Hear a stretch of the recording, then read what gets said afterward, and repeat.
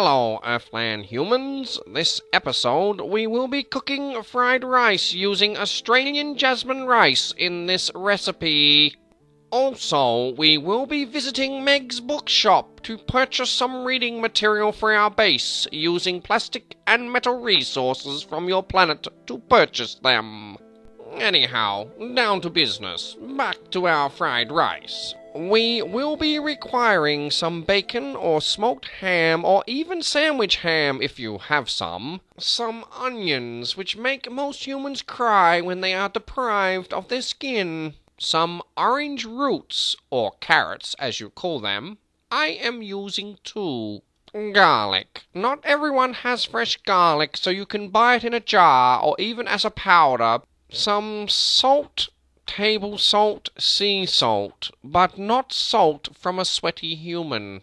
Cute little baby bean fetuses you call bean sprouts, along with some chicken fetuses you call eggs. Here we have pre-cooked rice. We refrigerate it also, so it is easier to separate during cooking. Some soy sauce. We use maca piña, which you can buy from most Asian grocery stores. Peas are optional. This bag is from Coles. Who says I only promote Woolworths, the fresh food people, for all your grocery needs?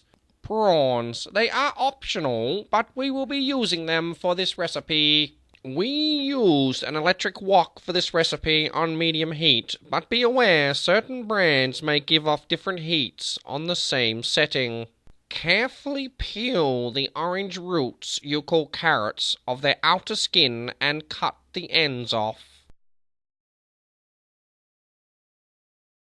Cut the carrot into a strip long ways, then cut it in half, then cut it into smaller strips again. Line the strips up together and cut them into smaller cubes. Continue this until all the carrot is sliced up.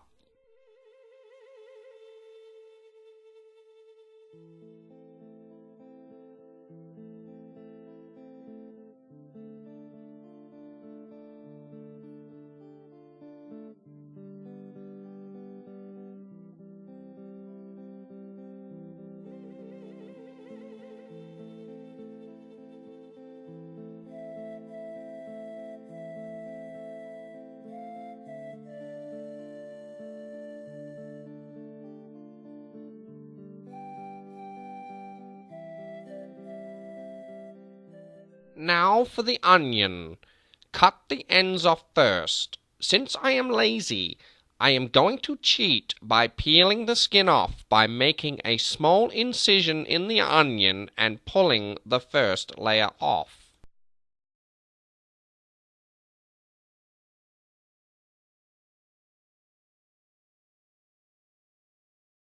A warning for DASM citizens: do not purchase onions from Philly Sliver, for they are not what they seem. Slice the onion into thin circles.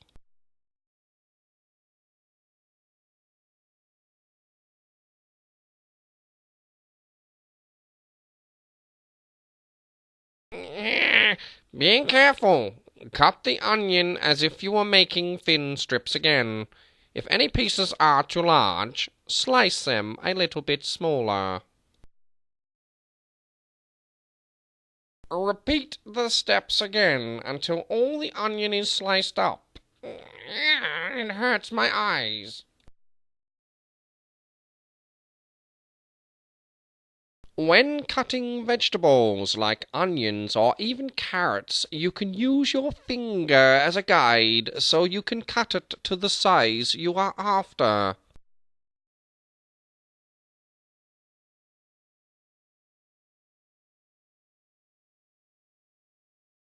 If you want bacon, now is the time to prepare it. Slice the bacon into smaller strips. You can keep the rind or outer skin of the bacon if you like, otherwise cut it off. We have decided to keep it in this recipe. Bundle the bacon together and slice it again. This time it should create some smaller cubes.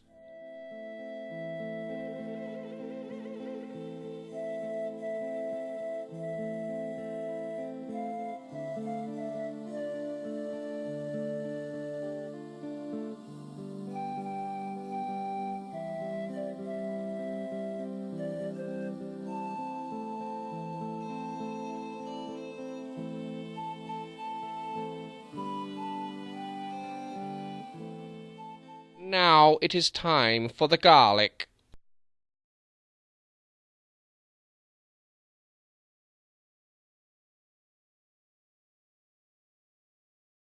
Cut the bottom and the tops off from each clover. This will make it easier to remove the skin from it. Another way to de-skin garlic is to have 2 bowls the same size. Separate the bunch of garlic cloves first by simply doing this by pushing down on them with the palm of your hand. Put the garlic in the bottom bowl and put the other bowl on top and shake it for a little while. Remove the top bowl and the skin is removed from the garlic.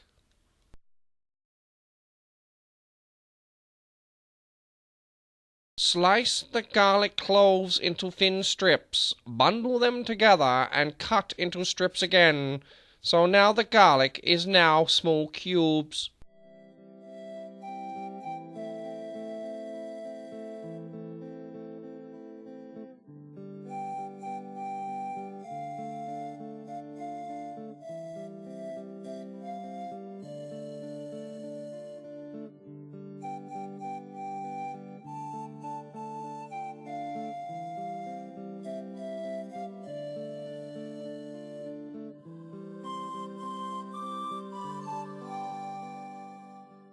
Prawns are optional, but can make a rice dish taste amazing. Sometimes with prawns they are peeled, but still may have their tail. Just gently peel the prawns first to see if they still have any crustaceans or shells. If they do, just gently peel the shell or tails off while trying to leave as much flesh as you can. If they are small, shrimp-like pre-cooked peeled prawns, leave them as they are, but I recommend you still quickly fry them in garlic before adding them to the rice. Cut the prawns into small pieces, but not too small, so you can still get some flavor from the prawn if you bite it. Small, mushy prawns in fried rice is not appealing. When the time comes to cook the prawns, you have 2 choices. If you want prawn-tasting rice, use a lot of oil while cooking the prawns, so the flavor of the prawns is in the oil.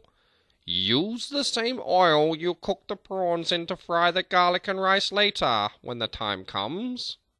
We will now prepare the chicken fetuses, or chicken eggs as you call them. We will be needing 2 for this recipe. Break the 2 eggs into a cup or mixing bowl. We are going to beat the egg so it is completely mixed. We want the egg whites and yolk to be well mixed together and be the same color when we get to fry it. Before we go too much further, let's have a quick word from our sponsors. Want to live in a nice peaceful neighborhood?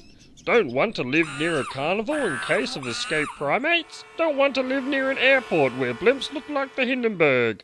Come see us if you want to live near a disaster zone. We have the right accommodation for you. Superb, supreme, simply spectacular, strong, stay serious, sportsmanship, significantly silent, so snap up because sales start now.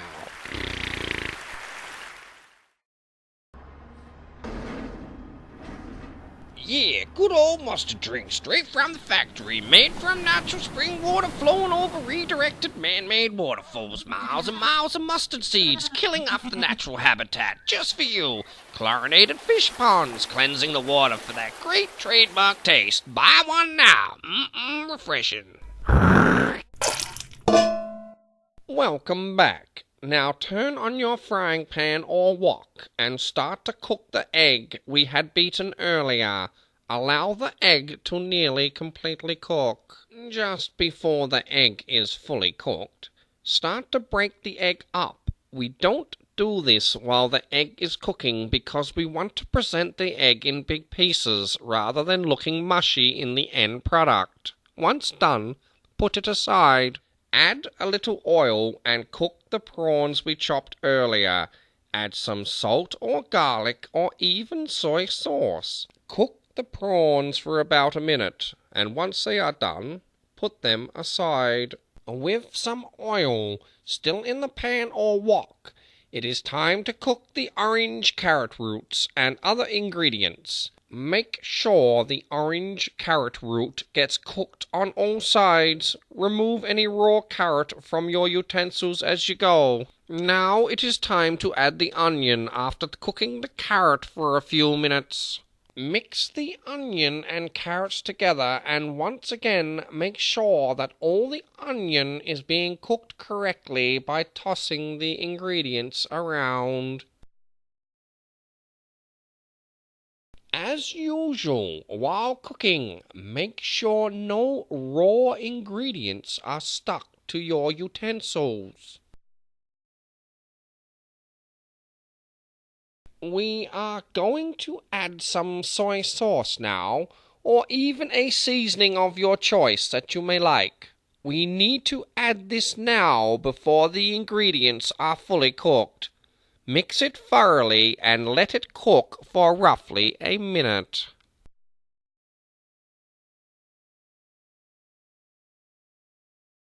If you want bacon in your dish, now is the time to add it. Mix the bacon or smoked ham or whatever you are using with the onion and orange carrot root. Mix the bacon in for about a minute.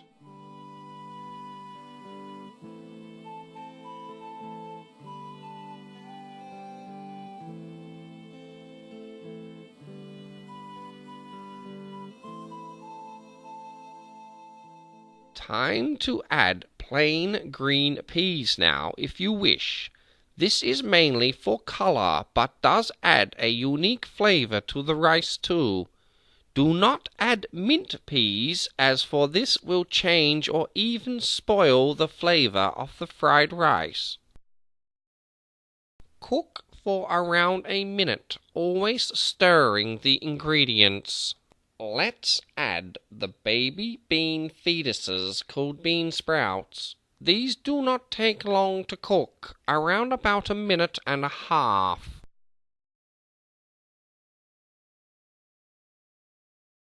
Make sure that all the ingredients are now cooked thoroughly.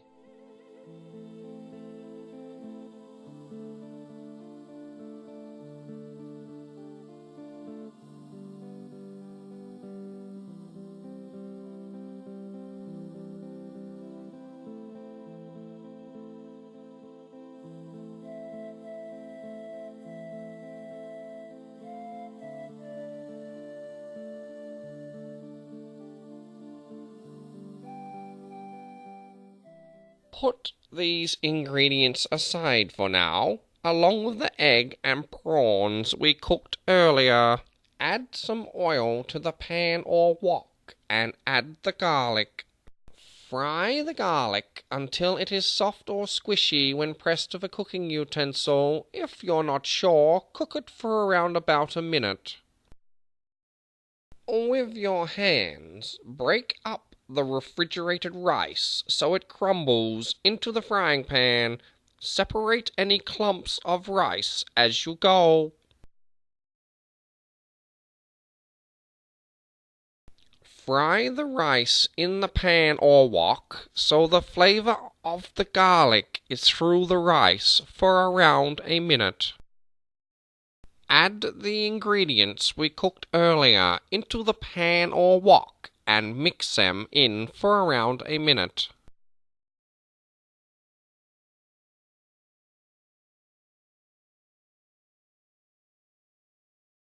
Add some salt, seasoning or soy sauce to the rice now to your required taste. Taste test the rice as you add it so you don't make it too salty.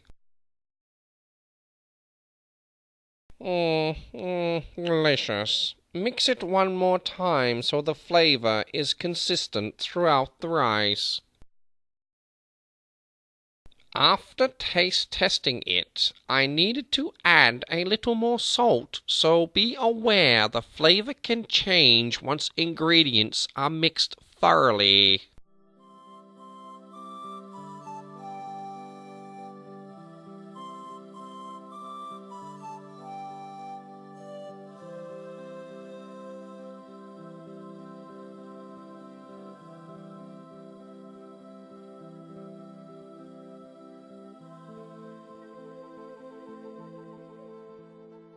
Time to serve it up now. Looks great.